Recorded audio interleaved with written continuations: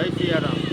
હવે આજ મારું પોરબંદર પોરહિલું પોરબંદર જે ગાંધીજીનું ગામ અને સુદામાનું ધામ, જ્યાં આપણે હજારોના હિસાબે યાત્રિકો આવે છે. હવે અહીંયા બાગ બગીચા અને ફુવારા તો બહુ છે, પણ જે આપણે પોરબંદરનો રાજા એટલે આપણે રાણા બાપુ નટવરસિંહજીનું એક સ્મારક નથી શ્રી નાનજી કાલિદાસનું સ્મારક છે, નથી કોઈ વાણવટાની નિશાની. હવે અત્યારે પોરબંદરમાં કંઈ મોટા ઉદ્યોગ તો છે જ નહીં, બધા લોકોને ખ્યાલ છે.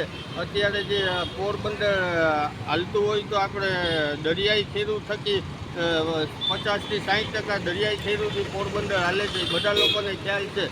તો એક વાણવટાની નિશાની પણ નથી.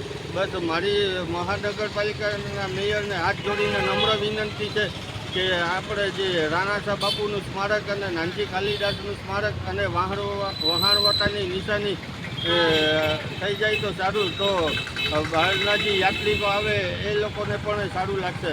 જય સિયારામ.